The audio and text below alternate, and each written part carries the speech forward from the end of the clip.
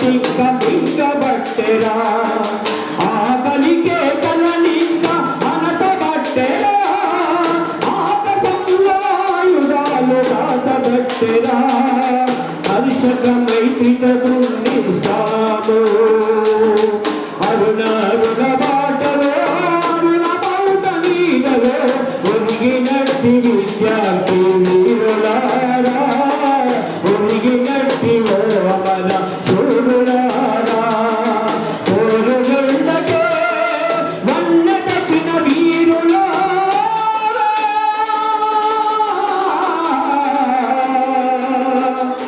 చూడులారా మీ త్యాగాలకు వినమేము కట్టమేమురా మీ త్యాగాలకు వినమేము కట్టలేమురా విప్లవము జయిస్తే త్యాగ ఫలమురా అదే ప్రతిఫలం రా అరుణారుణ బాటలో రారా ఒరిగినట్టి విద్యార్థి చూరులారా కోరుగండకే వన్న తెచ్చిన వీరులారా ఓ చూరులారా నిజామాబాద్ జిల్లా కమిటీ నుంచి విప్లవాన్ని అవసరం ఉంది. రాష్ట్ర గర్ల్స్ కన్వీనర్ పూజక్క గారిని వేదిక మీదకి రావాల్సిందిగా స్టేట్ కోఆర్డినేటర్ మమత గారిని వేదిక మీదకి రావాల్సిందిగా కోరుతా ఉన్నాం. అదేవిధంగా రాష్ట్ర కార్యదర్శి నాగార్జున గారిని వేదిక మీదకి రావాల్సిందిగా కోరుతా ఉన్నాం. అదేవిధంగా వైస్ ప్రెసిడెంట్ కిరణ్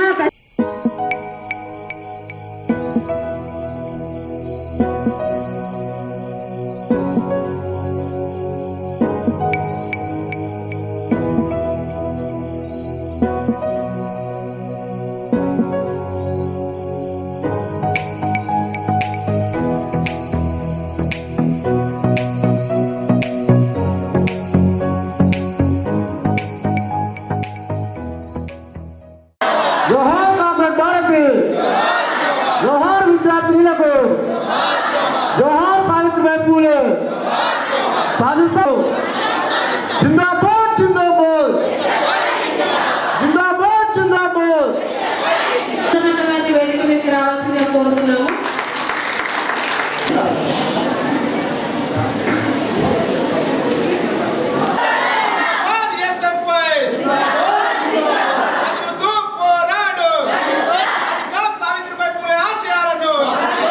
దేశంలో తిండికి గతి లేదు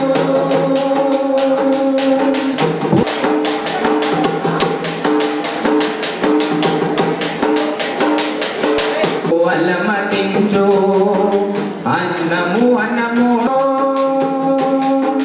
కూటి కొరకు అరచి అరచి కాటికెళ్ళు వారెందరూ భరతదే పూర్ణయా ఇది అన్ని శూన్యయా భరతల దాచుకొనక గూడు లేక ఏడ్చే జీవచ్చవాలు పొట్ట కొరకు మానమమ్ముకునే ఆడపడుచులు పొట్ట కొరకు మానమమ్ముకునే ఆడపడుచులు ఆలు చదివే వయసులో ఆలు చదివే వయసులో అడుగు తినే పాపలు పసి పాపలు భరతదేశమా భాగ్యమయా భారతదేశమా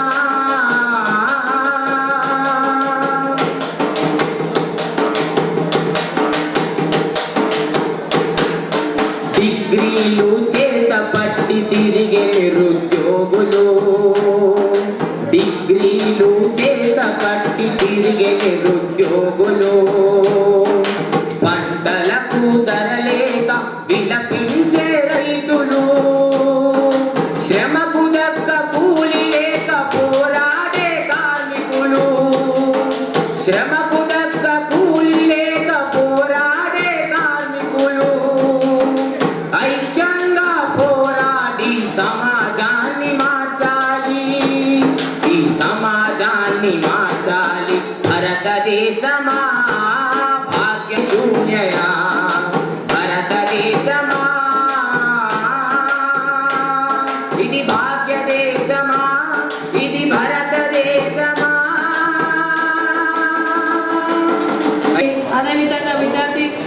విద్యార్థులు అందరికీ విప్లవ వందనాలు తెలియజేస్తున్నాను.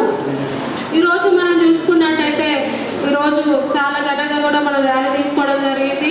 దీంట్లో మనం కూడా స్లోగన్స్ చెప్పుకోవడం జరిగింది. ఆ స్లోగన్స్ అర్థం కూడా మీ అందరూ తెలుసని నేను అనుకుంటున్నాను.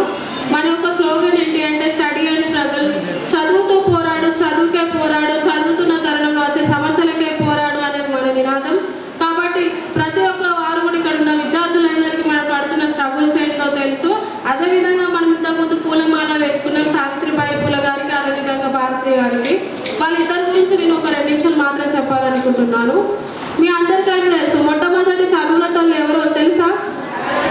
సావిత్రిబాయి పూలే. కానీ మన సరస్వతి తల్లి అని చెప్పేసి చదువులు ముద్రిస్తూ ఉంటారు. కానీ అమ్మాయిలకు చదువు రావాలి, చదువుకోవాలని చెప్పేసి మొదటిగా పోరాటం చేసింది సావిత్రిబాయి పూలే అని మనం గర్వంగా చెప్పుకోవచ్చు. అదేవిధంగా తను చదువు చెప్తూ ఉంటే అక్కడ ఉన్న కొంతమంది ఏం చేసేవారు, ఆమె పైన పేడ నీళ్ళు పోయడము, ఎగ్గుతో కొట్టడం లాంటివి చేస్తూ ఉన్నా కూడా తను ఎన్ని నిందలైనా సహించుకుంటూ అక్కడ స్కూల్లోకి వెళ్ళి ఇంకో చీర మార్చుకొని విద్యార్థులకు చదువు ఇక్కడ ఇంత గొప్ప స్థాయికి మనల్ని తీసుకొచ్చింది. కాబట్టి సావిత్రిబాయి పూలని ఈరోజు చదువు తల్లిగా గుర్తించాలని చెప్పేసి నేను కోరుకుంటున్నాను. అదేవిధంగా కామ్రేడ్ భారతి మన ఎస్ఎఫ్ఐకి సంబంధించిన అమ్మాయి. ఈమె విద్యార్థులకు యూనిఫామ్ కావాలని చెప్పేసి పోరాడింది. అదేవిధంగా యాంటీ ర్యాగింగ్ కమిటీలను వేయాలని చెప్పేసి ర్యాగింగ్ వ్యతిరేకంగా పోరాడి చనిపోయింది కామ్రేడ్ భారతి. కాబట్టి అటువంటి లక్ష్యాలను ముందుకు తీసుకోవాలని చెప్పేసి నేను కోరుకుంటున్నాను. కాబట్టి విద్యార్థులారా, ఇప్పుడు మనకు జరుగుతున్న రాష్ట్రంలో దేశంలో జరుగుతున్న అత్యాచారాల ఘటనలు కానీ, యాసిడ్ దాడులు కానీ, ప్రేమోన్మాద దాడులు కానీ మనం చూస్తూనే ఉంటున్నాం. కాబట్టి వాటిని అరికట్టే విధంగా రాష్ట్ర ప్రభుత్వం ఈరోజు కృషి చేయాలని చెప్పేసి సభముఖంగా నేను తెలియజేసుకుంటున్నాను. ఈరోజు విద్యార్థులు మధ్యాహ్న భోజనాన్ని కూడా పెట్టడానికి మెస్ ఛార్జీలు విడుదల చేస్తలేరు. మెస్ ఛార్జీలు విడుదల చేయాలని చెప్పేసి, అదేవిధంగా ఫీజు రియంబర్స్మెంట్, స్కాలర్షిప్లు విడుదల చేయాలని చెప్పేసి ఇంకా ఎన్నో డిమాండ్స్ పైన మనం ఇంకా పోరాడాల్సిందిగా ఉంది. కాబట్టి ప్రతి ఒక్క విద్యార్థులు కూడా దాంట్లో భాగస్వామ్యం కావాలి. అదేవిధంగా చెప్పేసి ఈరోజు అమ్మాయిలకు ఉన్న చట్టాలను పకడ్బందీగా అమలు చేయాలని చెప్పేసి ఈరోజు షీ టీమ్స్ అనేటివి షో టీమ్స్ లాగా కాకుండా షీ టీమ్స్ పైన అవగాహన సదస్సులు చెప్పాలని చెప్పేసి ఈరోజు చదువు అనేది ఒక అందరి ద్రాక్షలాగా మారుతుంది. కాబట్టి ప్రతి ఒక్క విద్యార్థికి ఫ్రీ ఎడ్యుకేషన్ అందించాలని చెప్పేసి న్యూ ఎడ్యుకేషన్ పాలసీ విధానంతో విద్యార్థులను దెబ్బతీసే వ్యవస్థను తీసుకొస్తున్నారు. కాబట్టి న్యూ ఎడ్యుకేషన్ పాలసీని రద్దు చేయాలని చెప్పేసి ఇంకా ఇలా ఎన్నో డిమాండ్స్ పైన మనం పోరాటం చేసి వాటిని సాధించుకోవాలి.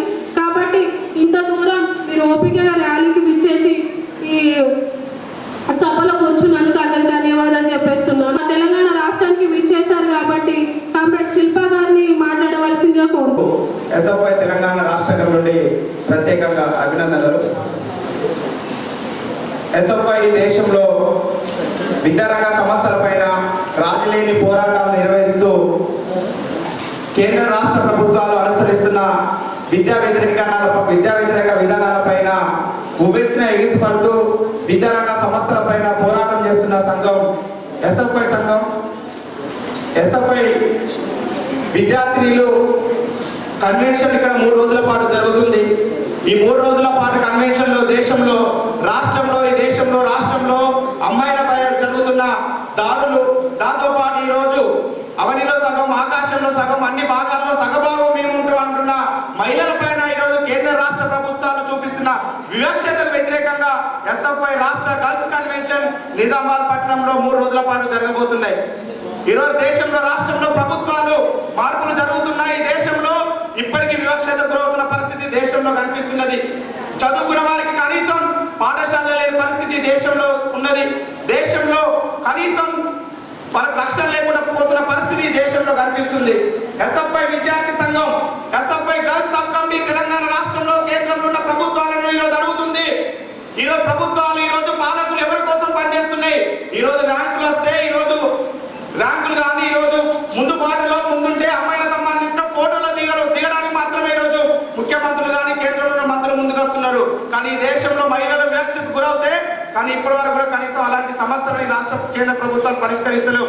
ఎస్ఎఫ్ఐ అడుగుతుంది ఈ దేశంలో అధ్యక్షుడు రాష్ట్ర గర్ల్స్ కమిటీకి వీటందరికీ ప్రత్యేకంగా తెలియజేస్తున్నాం.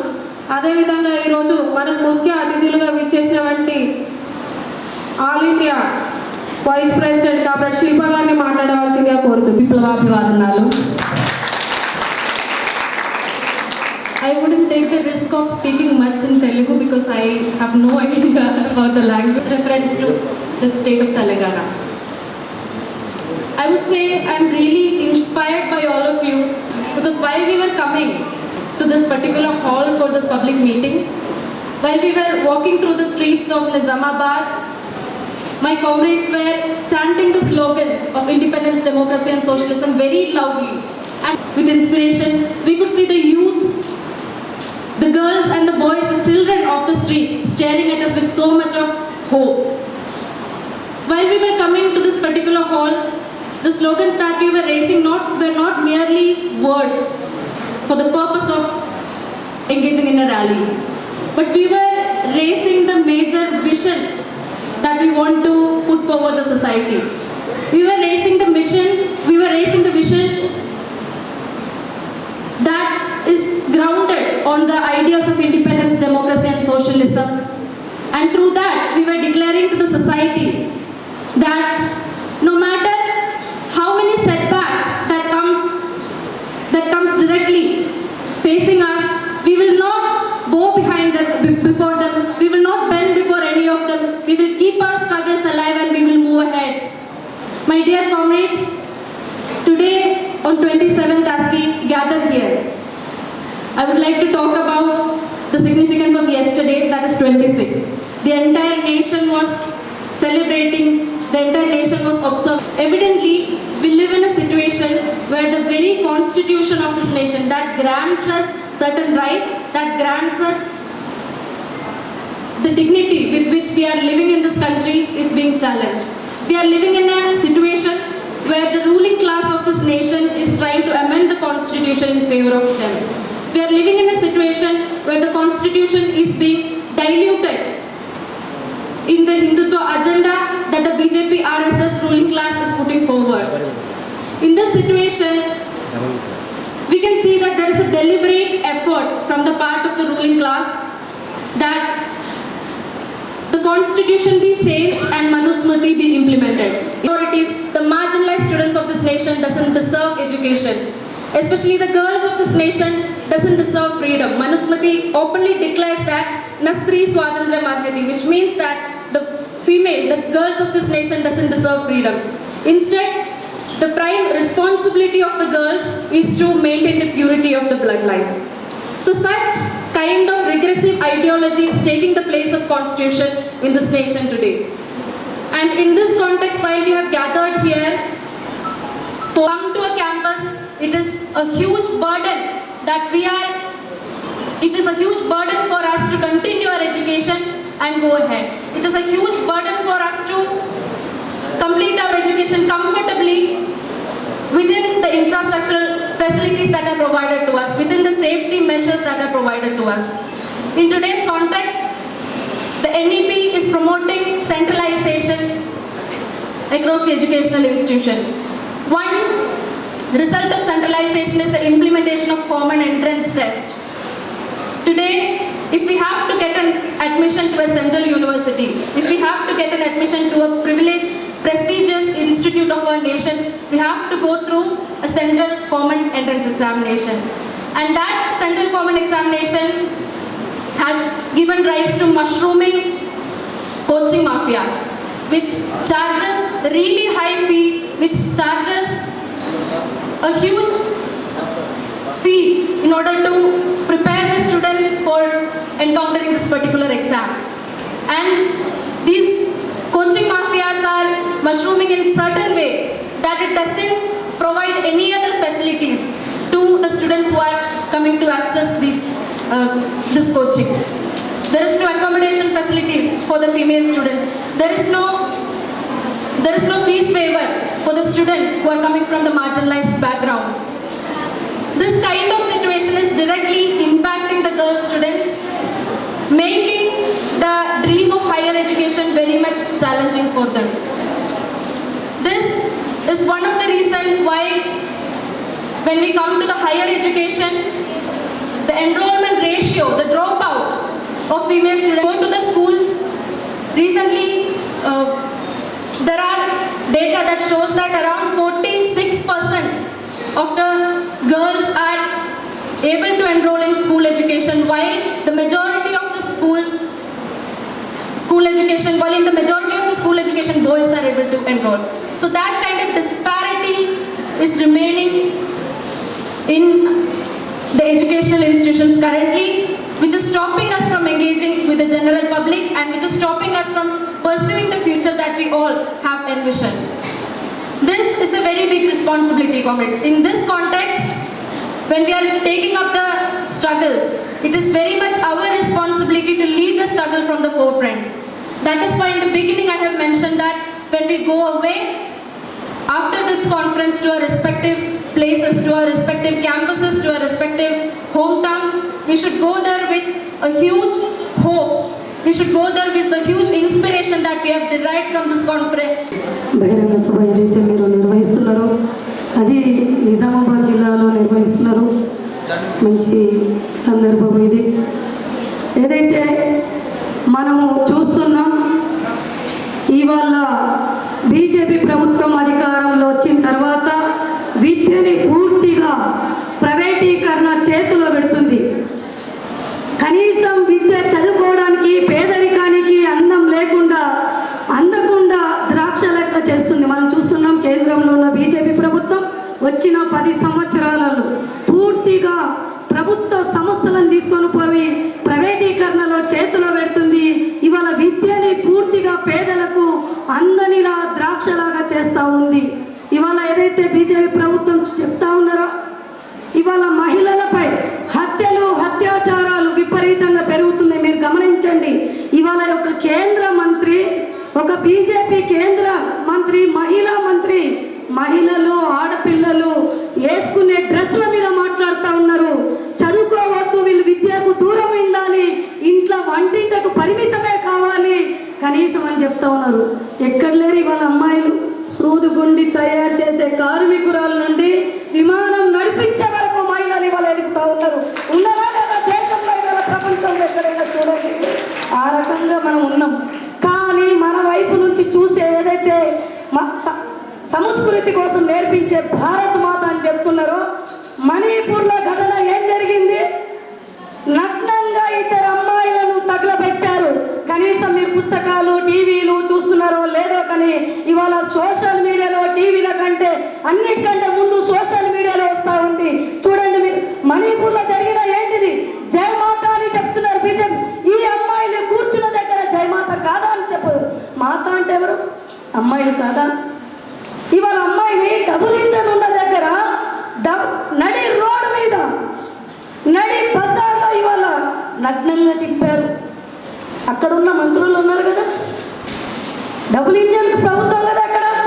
ఏం జరిగిందో ఘటన తెలియదా? అంటే అమ్మాయిల పైన ఏదైతే ఢిల్లీలో నిర్భయ చట్టం గురించి చెప్పారు ఇప్పటి వరకు మన వాళ్ళు, నడిపట్టున ఢిల్లీలో అమ్మాయిపై అత్యాచారం చేశారు. అలాంటి వాళ్ళకు బీజేపీ వాళ్ళు నడి రోడ్డు మీద దండలేసి ఊరేగిస్తున్నారు. మాట్లాడినందుకు, ప్రశ్నించినందుకు, అడిగినందుకు, విద్య అందించేటందుకు అడిగినందుకు జైళ్ళల్లో మగ్గుతున్నారు ఇవాళ. గమనించండి మీరు ఎక్కడైనా. దేనికోసం పోరాడుతున్నాం ఇవాళ మనం? కేంద్రంలో వచ్చిన ప్రభుత్వం ఎవరి కోసం పని చేయాలి? విద్యని వైద్యాన్ని అందించే దాంట్లో పనిచేయాలి. ఇవాళ నర్సరీ చదువుకోవాలి అంటే మనము 70,000 కట్టాల్సిన పరిస్థితి ఫీజు. అదే ప్రభుత్వ పాఠశాలలు ఉంటే, అదే ప్రభుత్వం కాలేజీలు ఉంటే పేద ప్రజలకు కూడా వైద్యం అందుతుంది. ఇప్పుడున్న నిజామాబాద్ జిల్లాలో కూడా అనేక ఏదైతే గవర్నమెంట్ పాఠశాలను మూసివేసి ప్రైవేటీకరణకు ఆజ్యం పోస్తూ ఉన్నారు. మొత్తం ప్రైవేటీకరణ. చదువుకునే వాళ్ళ గతంలో కనీసం ఇంటరు 10th, ఇవాళ 10thకే ఆపేస్తున్నారు. గ్రామాలలో చూడండి మీరు, అమ్మాయిలకు చదువు శాతం తగ్గిపోతూ ఉంది. ఎందుకంటే ప్రైవేటీకరణ పెరిగిన తర్వాత ఆ స్తోమత తల్లిదండ్రుల దగ్గర లేక రక్షణ లేకుండా, రక్షణకు అమ్మాయి చదివియాలా లేదా అనే ఆలోచనలో తల్లిదండ్రులు ఏర్పడుతుంది. అమ్మాయి ఎప్పుడు వస్తుంది తిరిగి కాలేజ్? దాడులను అరగట్టే దాంట్లో ప్రభుత్వం వైఫల్యాలు చెందినాయని చెప్పాలి. ఈ చెప్పే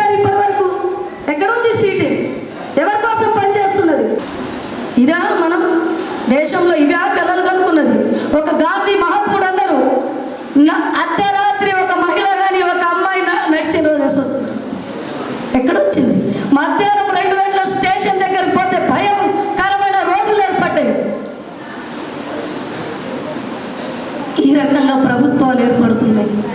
ఇవాళ చూడండి, ధరలు విపరీతంగా పెరిగినాయి. మాట్లాడవద్దంట, అడగవద్దంట, ప్రశ్నించవద్దంట, తిరుగుబాటు చెయ్యొద్దంట. ప్రశ్నించే వాళ్ళకు, అడిగే వాళ్ళకు, మాట్లాడే వాళ్ళకు జైళ్ళల్లో పెడతా ఉన్నారు. ఇది విద్యను మొత్తం తీసుకొని పోయి తాకట్టు పెడతా ఉన్నారు.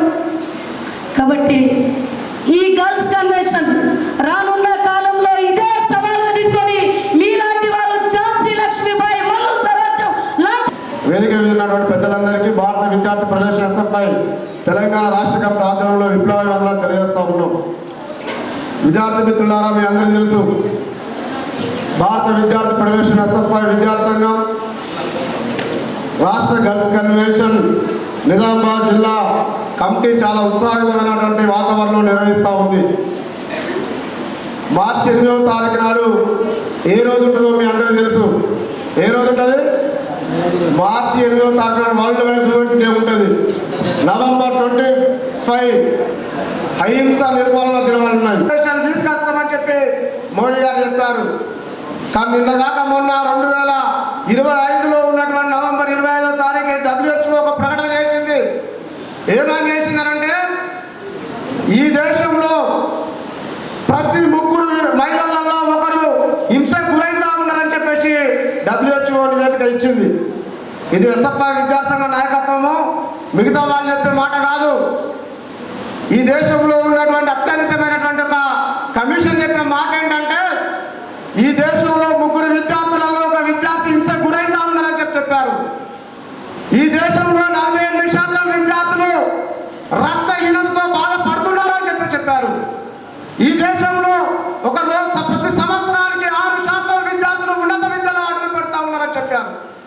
ఈ దేశంలో విద్యార్థులలో ఇప్పటికీ పెరిగినటువంటి విద్యార్థులు ఏదైతే సంఖ్యకు అనుగుణంగా నిధులు పెట్టడం లేదని చెప్పారు. హింస నిర్మూలన కోసం చేసినటువంటి ఖర్చులో ఈ దేశం 0.2% నిధులు కేటాయిస్తుందని చెప్పారు. ఈ లెక్కలన్నీ కనుక ఒకసారి మనం అధ్యయనం చేస్తే మనకు ఒక విషయం అర్థమవుతుంది. ఏంటంటే, అది ఈ దేశంలో ఉండే విద్యార్థులు ఎలాంటి సమస్యలు ఎదుర్కొంటున్నారో ఆ సమస్యలు పరిష్కారం కావాలి అని అంటే, ఆ సమస్యలు పరిష్కరించాలంటే దానికి మూలమైనటువంటిది ఆర్థిక వనరు. అవునా కాదా? మరి దేశాన్ని పరిపాలిస్తున్నటువంటి పాలకులు కావాల్సినటువంటి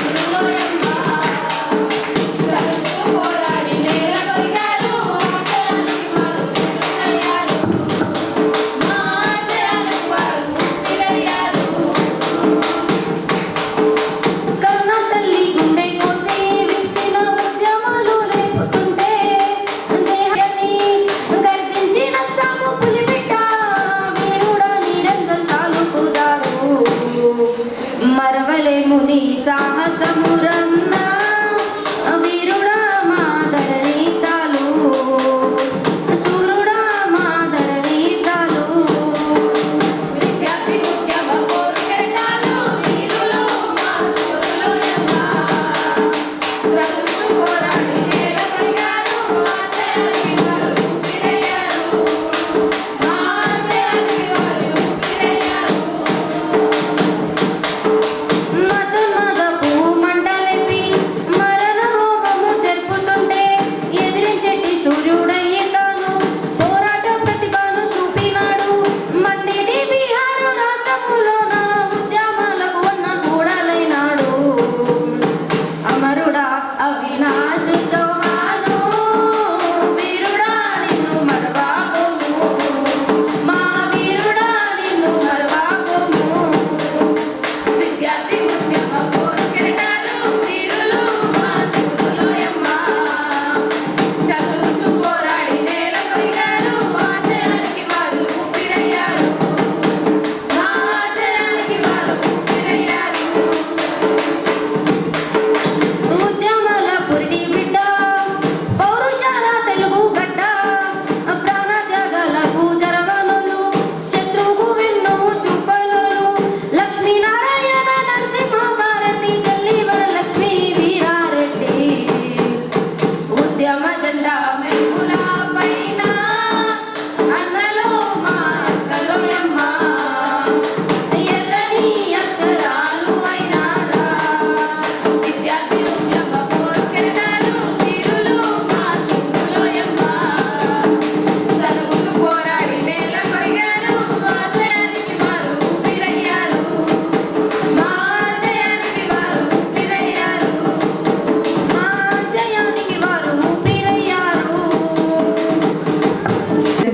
అందరికీ, వేదికపై ఉన్న comrade all India vice president our dear comrade Shilpa and state convener comrade Pooja and state president comrade Rajinikanth and co conveners comrade Ramya, comrade Suma, comrade Kavya and state leadership.